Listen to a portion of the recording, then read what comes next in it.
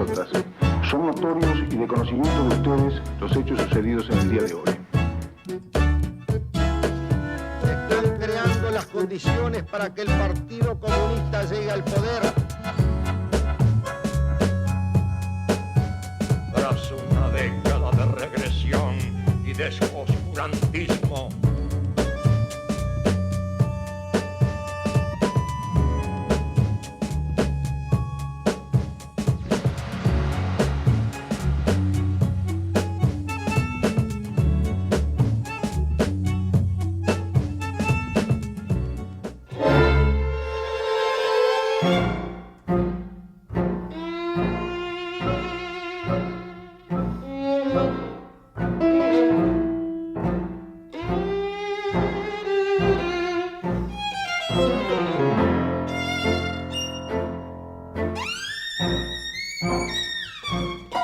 Durante años, aquí fue la sede del Estado Mayor Conjunto, ESMACO, cuya principal figura era el general Gregorio Álvarez, un militar a quien esperaba un nuevo papel protagónico desde la presidencia de la República. Yo, Gregorio C. Álvarez, teniente general, me comprometo por mi honor a desempeñar lealmente el cargo que se me ha confiado y a guardar y defender la Constitución de la República, los actos institucionales y las leyes fundamentales inspiradoras del presente proceso institucional. El teniente general Álvarez asumió la presidencia en septiembre de 1981 luego de ganar una pulseada en el ejército donde su postulación generaba resistencias. En 1982, el gobierno convocó a elecciones internas de los tres partidos habilitados, el Colorado, el Blanco y la Unión Cívica. La izquierda seguía prohibida y miles de sus dirigentes estaban en las cárceles y en el exilio. Cuando se nos dice, bueno, hagan una interna. Bueno, todos. Dijimos, no, todos no. Solo el Partido Colorado y el Partido Blanco, solo los partidos tradicionales, y no los partidos marxistas. Bueno, está bien, no es lo bueno, pero en todo caso nos ponemos en la línea de la apertura política. Y eso fue decisivo. ¿Por qué? Porque politizó el país. Sereñi pidió clandestinamente desde la cárcel el voto en blanco. Hubo sectores de la izquierda que no lo atendieron. Para mí era asegurar la permanencia. La otra tesis que estaba imperando de votar por los sectores progresistas y antigolpes de los partidos tradicionales suponía aceptar que el frente no existía. En el exterior se tenía un concepto, a mi entender, equivocado y se siguió una línea política errónea. No tenían falta de información y una visión edulcorada de lo que podía ser el traslado de lo que era el pensamiento y la acción del exilio uruguayo al interior del país. No tenía nada que ver. Y así fue que se creó en el exterior un proyecto que tuvo nombre propio y actuación propia, que fue Convergencia Democrática, en la cual la figura predominante era Wilson Ferreira y después el resto era todo el Frente Amplio. Y cuando me enfrento a problemas como este de la convergencia, de la necesidad de aunar esfuerzos en la lucha común, veo claramente que hay dos modos de conseguirlo. Uno es el de olvidar las banderas, el de abatirlas hasta lograr la victoria. No creo que sea el bueno. Yo creo que lo que hay que conseguir es sumar las banderas. Yo quiero luchar con gente y junto, al lado, brazo con brazo, al lado de gente de todos los otros partidos, pero sin pedirles que abjuren de su convicción, como yo no pienso abjurar de la mía. Y nosotros no podíamos ni hablar. Y si hablábamos nos metían presos y nos sacaban de la lista y todo lo demás. Nosotros suspendimos ningún acto, porque cada vez que llevaba gente de ACF un acto, nos metían a los dirigentes presos y nos sacaban de las listas. Entonces suspendimos todos los actos. Entonces fue en silencio total. Entonces votamos extraordinariamente bien, demasiado bien, pero la mayoría del frentista en el 82 votó a CF. Fue fundamental que hubiera elecciones de los partidos, porque fue una campaña electoral que hubo. Si bien nosotros no la terminamos con actos públicos, porque cada vez que hablamos nos llevaban presos los candidatos, pero fue una campaña electoral y la gente votó y ya se respiró otro clima en el país. El triunfo de los sectores opositores fue arrollador. Entre mayo y julio de 1983, esta sala del entonces Parque Hotel fue escenario de negociaciones entre los partidos políticos habilitados y las Fuerzas Armadas en la búsqueda de una salida a la dictadura. Las negociaciones fracasaron y entonces el régimen militar endureció la situación. En un año que de todas maneras resultaría fundamental en el camino de retorno a la democracia. ¿Por qué fracasó la negociación del Parque Hotel? Porque los militares querían imponer algo muy parecido a lo que el pueblo había rechazado en el año 80. Entonces, era un diálogo de sordos. Nos proponían cosas imposibles, les decíamos que no. El doctor Sanguinetti y el doctor Chiarino, con muchísima más cintura que yo, porque tenían experiencia política. Yo el primer día fui con Posadas y con Juan Martín y con Oliu. Después hubo un conflicto adentro del partido que Wilson no estuvo de acuerdo con el directorio en seguir yendo. Entonces fui con el doctor Santoro. A media tarde, es decir, después de 2 horas, porque duraban 4 horas las sesiones, hacíamos un alto. Entonces se servía café en una pieza del Parque Hotel y todas las reuniones el doctor Tarigo se quería ir y se enojaba. Yo no advierto en este tipo de sesiones, ya no lo advertí en la última y no lo advierto en la de hoy, el necesario espíritu de negociación y de transacción como para poder arribar razonablemente en un tiempo razonable, digo, a un acuerdo positivo. La verdad del Parque Hotel es otra de la que se está pintando a la población. La verdad del Parque Hotel es que las Fuerzas Armadas quieren institucionalizar lo que los políticos, el Parlamento del año 72, elegido por el pueblo, votó para poder combatir a la subversión, como fue el estado de guerra, que nosotros le llamamos estado de subversión. Hubo 6 reuniones, en la 7ª fuimos y le dijimos, nos vamos, no aguantamos más. Ellos querían seguir manteniendo el concepto de que eran la garantía de la seguridad y mantener institucionalizado adentro de la Constitución un gobierno paralelo con el famoso COSENA, el Consejo de Seguridad Nacional. Nosotros le decimos que eso es una concepción antidemocrática.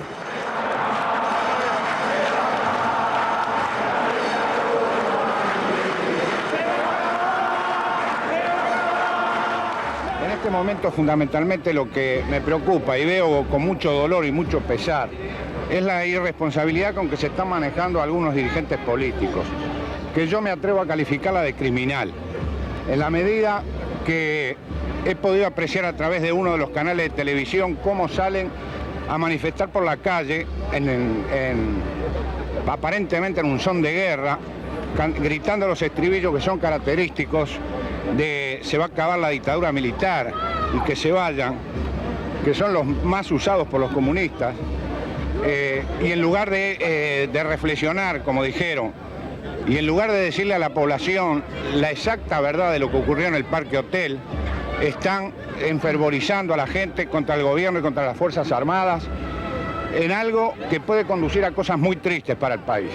Y eso es lo que me está preocupando.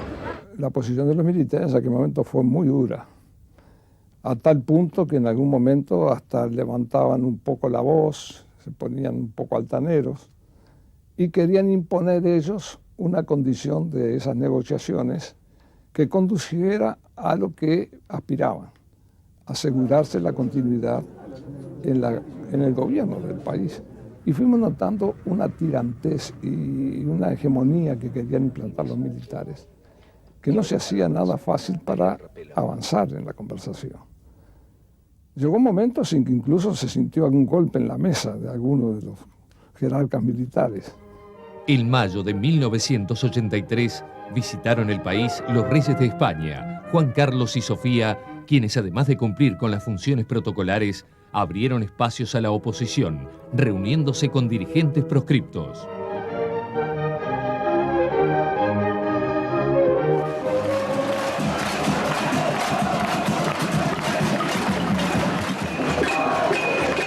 Las movilizaciones populares se intensificaron a todo nivel ese año. El 1 de mayo del 83 se realizó el primer acto público del Día de los Trabajadores desde el golpe de Estado.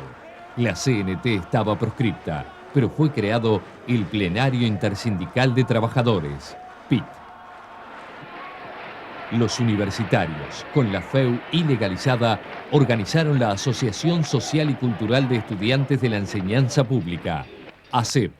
Bueno, ASEP nació como una respuesta de los estudiantes en contra del autoritarismo de la época. Es una época que la universidad está intervenida, hay una política expresa de las autoridades educativas de la época de evitar cualquier tipo de agremiación y cualquier tipo de actividad conjunta de estudiantes. Una marcha desde la universidad hasta el Estadio Francini, realizada en la primavera del 83, fue el punto más alto de la creciente movilización estudiantil. O sea, era una marcha realmente extraordinaria de decenas y decenas de miles de jóvenes que salieron ese día a la calle. Aquel año tuvo en el acto del Obelisco su momento culminante. El gobierno de facto al que la República fuera sometida hace más de 10 años se halla hoy agotado y agostado. No responde a ningún sector de la ciudadanía y constituye un elemento artificial incrustado por la fuerza en la vida colectiva. Su aislamiento en el seno de la sociedad uruguaya es total, como lo es también su aislamiento internacional ante el conjunto de las naciones democráticas del mundo.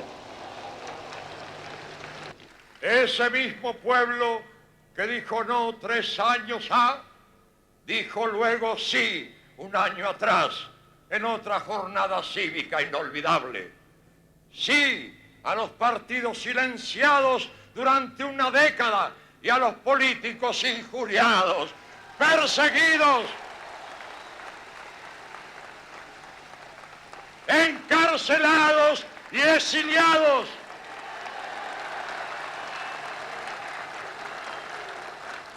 Proclamemos bien alto y todos juntos, para que nuestro grito rasgue el firmamento y resuene de un confín a otro del terruño, de modo que ningún sordo de esos que no quieren oír no diga que no lo escuchó.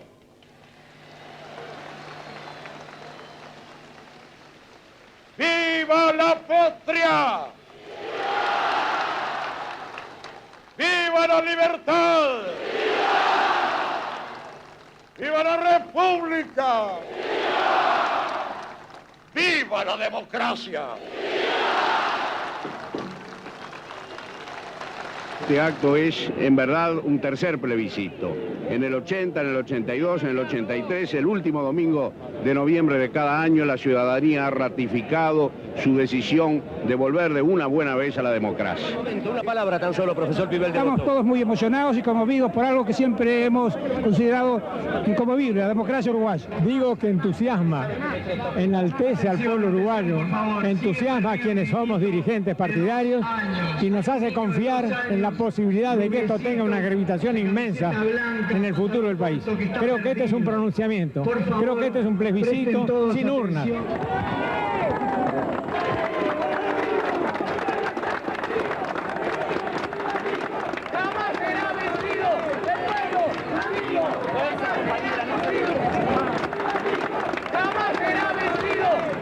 La emoción de que el viento de libertad viene otra vez soplando desde lo más profundo de la entraña popular en el Uruguay y que el mensaje verbal y el mensaje de la presencia del pueblo en la calle, nadie puede dejar de oírlo en este país. Esta es la respuesta del pueblo a las Fuerzas Armadas y que esperamos que ellas la escuchen. Un palco de autoridades políticas como vidriera irrespetuosa de los cambalaches. Si uno de los postulados del acto fue la defensa de la democracia, no se puede entender que en el estrado hayan estado presentes quienes por su ideología han sido y son sus más recalcitrantes enemigos. Es incomprensible que se trate de reivindicar desde el estrado y en la proclama a los dirigentes marxistas que accionaron como grupo subversivo, infiltraron los centros de enseñanza, subvirtieron todas las formas de la actividad nacional e intimidaron a la población por la violencia y el miedo. En cuanto a la proclama, es en su contenido mentirosa e insultante. Cabe preguntar, y así lo hacemos, a los dirigentes de los partidos políticos. Cuando se habla de conjunción nacional, estamos asistiendo a la creación de un frente amplísimo en donde veríamos mancomunados a quienes dicen defender la democracia con quienes pretenden destruirla desde siempre. En 1984, los hechos se precipitaron. En marzo fue liberado Seregni y desde el balcón de su departamento ofreció un discurso de tono pacificador. La gran preocupación de este momento para poder transitar efectivamente los caminos a la recuperación de la democracia es la pacificación de los espíritus, la pacificación nacional. Lo sentimos como una necesidad. No hay democracia si no hay paz. Una y mil veces. Muchas gracias, compañeros, por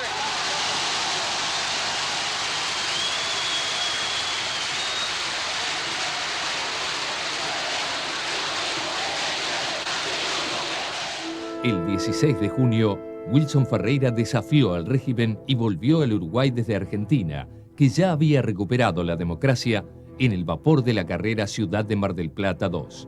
El barco fue interceptado por buques y aeronaves de guerra, pero Wilson se negó a bajar hasta no llegar a Montevideo, en cuyas calles se habían reunido miles de personas a esperarlo. Yo no. Los acontecimientos de aquí por delante, estamos en jurisdicción uruguaya, no dependen de mi voluntad. Pero hacerme bajar de este barco antes de que él llegue a puerto no podrá hacerse con mi colaboración. Yo de este barco fuera de puerto no bajo si no se usa violencia. Bien, muy bien. ¡Viva Wilson!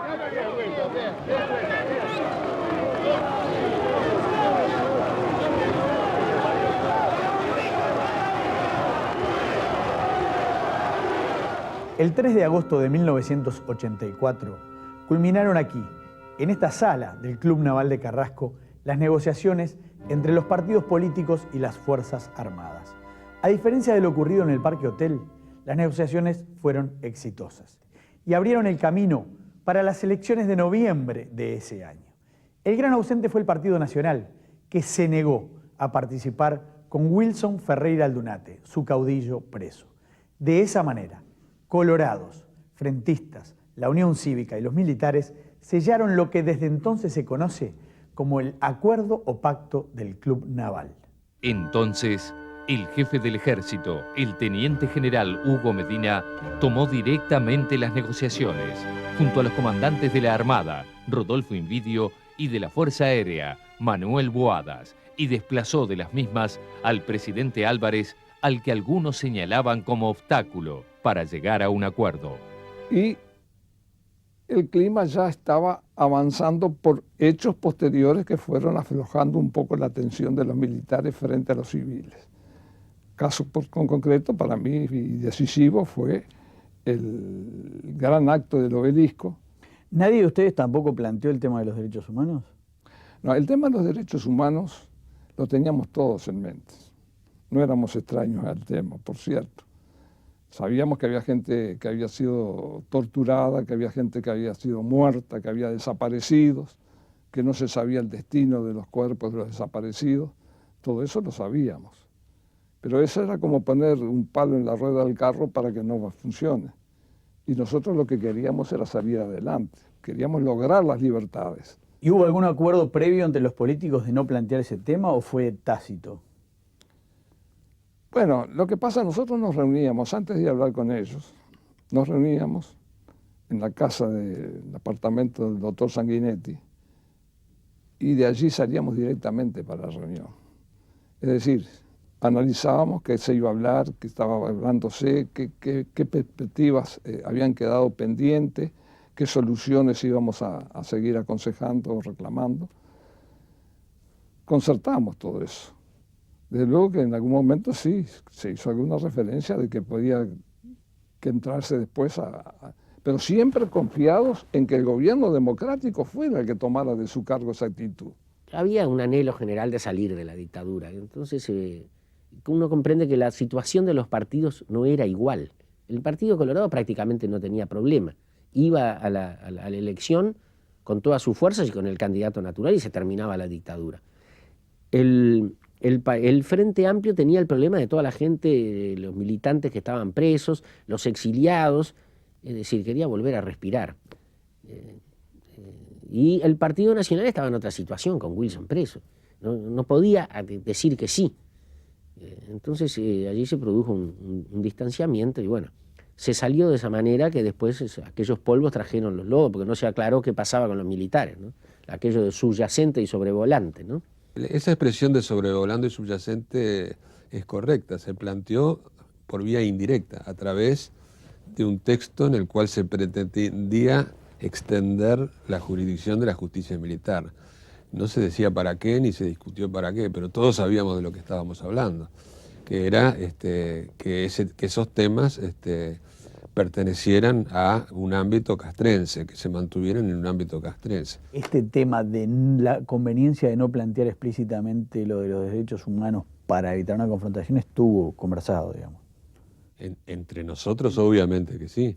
Lo del Wilson Ferreira sí se planteó varias veces, al comienzo y al final, durante y al final de la negociación, en el sentido de señalar que era indispensable su liberación para que el Partido Nacional se integrara a la negociación y participara de la negociación. Obviamente que las elecciones de 1984 fueron, si se quiere, unas elecciones cojas, porque no estaba Wilson Ferreira Aldunate en la cancha y había proscriptos en el Frente Amplio, el general Sereñi y algunos partidos, de manera que la elección no fue pura, pero fue legítima, es decir, el pueblo se pronunció. ¿Crees que hubo algún tipo de intencionalidad, incluso del Partido Colorado y de sus dirigentes, de excluir a Wilson? De excluir a Wilson, no, intencionalidad no, era la resultancia necesaria. ¿Le disgustaba al Partido Colorado? Bueno, pienso que no le disgustaba, aunque es posible que no haya sido su petición directa. La presencia de Wilson, que ya venía en un tren que era imparable electoralmente, hubiera sido el resultado anticipado, ¿no? ¿Verdad? Y el Pacto de Club Naval inició un proceso de transición muy importante, que nosotros estamos en contra desde ya, que no participamos de él desde ya, pero de repente nuestro rol para el Pacto de Club Naval fue no haber estado. ¿Qué hubiera pasado si Wilson no hubiera estado preso? Es muy difícil decir, y sí, lo cierto es que la ausencia del Club Naval hizo que los militares aceptaran la presencia del Frente Amplio en la mesa de negociaciones. Lo del Club Naval era un hecho, era como jugar como viendo la carta. En junio del 76 las Fuerzas Armadas dicen, vamos a volver al sistema democrático liberal y por eso vamos a sacar a este señor Bordaberry que no quiere volver. Entonces, muy bien, ahí empezó un proceso que fue largo por distintas razones, pero que ya se sabía cuál era el final. En principio, usted no lo teme a mal, pero yo no acepto lo de pacto del Club Naval, sino de acuerdo naval. Porque pacto puede tener a veces con error una connotación peyorativa. Para mí fue la mejor solución. Y digo en honor a la verdad, que después de eso, después de ese tiempo, el Partido Nacional se opuso, por supuesto, estuvo porque Wilson estaba preso. No obstante lo cual participó en las elecciones, etcétera, etcétera. Nosotros sentíamos, sí, que las Fuerzas Armadas podían seguir mucho tiempo más. ¿Cuánto más? No sé, pero mucho más, porque militarmente seguían intactas. Y nosotros éramos partidos que nos movíamos en la sombra, abriendo rendijitas a través de los medios de comunicación. Pero también había mucho temor en la justicia, mucho temor en los medios, mucha autocensura o mucha censura, en fin. Pero entonces no era sencillo el tema. Y lo importante es seguir avanzando hasta llegar a un acuerdo como el que llegamos, en el cual se logró la restitución democrática sin ningún condicionamiento que restringiera los poderes del presidente y del Parlamento de la época. Nosotros tuvimos una diferencia de estrategia en cuanto a la salida, una gran identidad de propósitos. Nosotros eso lo hablamos y lo discutimos con Wilson. Él creía que había que seguir confrontando y que el gobierno estaba al caerse. Y nosotros sentíamos que no era así y que debía buscarse una salida negociada que nos abriera el camino. Eso sí, sin aceptar condicionamientos que establecieran un poder cojitranco o un poder muy limitado. El acuerdo del Club Naval. Que eso suponía aceptar muchos de los temas que había planteado la dictadura militar. No se podía, bueno, todo lo que después supimos, que no se podía juzgar a los militares, todo eso se acordó, seguro que todos dicen que no, pero todo se acordó en el Club Naval. El acuerdo básico fue los militares entregan el poder a los civiles, a los partidos políticos, pero a cambio de su seguridad, de su impunidad. Si el que ganó de eso fue Sanguinetti, parecería que ganó en cuanto a ganar las elecciones. En cuanto a poder gobernar el país, siempre fue muy limitado. No tuvo la libertad como para poder gobernar como creo que el pueblo uruguayo quería hacerlo. En definitiva, el acuerdo, pacto del Club Naval, fue un éxito. El país se pacificó y eso es lo que importa, y hemos vivido una vida democrática plena que el país debe cuidar mucho. El último domingo de noviembre de 1984, el Partido Colorado ganó las elecciones con el 41% de los votos, seguido por los blancos con el 35%, el Frente Amplio con el 22% y la Unión Cívica con el 2%. De inmediato, Ferreira Aldunate fue liberado. Nosotros vamos a ayudar, créame, y vamos a ayudar con ganas. El primer deber es evitar que las dificultades que pueda experimentar el gobierno puedan poner en riesgo la estabilidad democrática. En febrero de 1985, Álvarez dejó la presidencia de la República y asumió interinamente el presidente de la Suprema Corte de Justicia, Rafaela Diego Bruno, porque el mandatario electo no quería tomar la banda presidencial de manos de Álvarez. El 1 de marzo de 1985, Julio María Sanguinetti asumió la presidencia. Había terminado la dictadura. Desde el momento en que resolvimos en nuestro cronograma devolver el gobierno del país a la ciudadanía, desde ese momento estábamos dispuestos a acatar el poder civil. Este edificio fue construido por el gobierno militar para ser utilizado como Ministerio de Defensa Nacional. Cuando Sanguinetti llegó a la presidencia, sin embargo, decidió darle otro destino. Sería la nueva Casa de Gobierno y lo llamó Edificio Libertad. Un mensaje claro para los tiempos que se venían.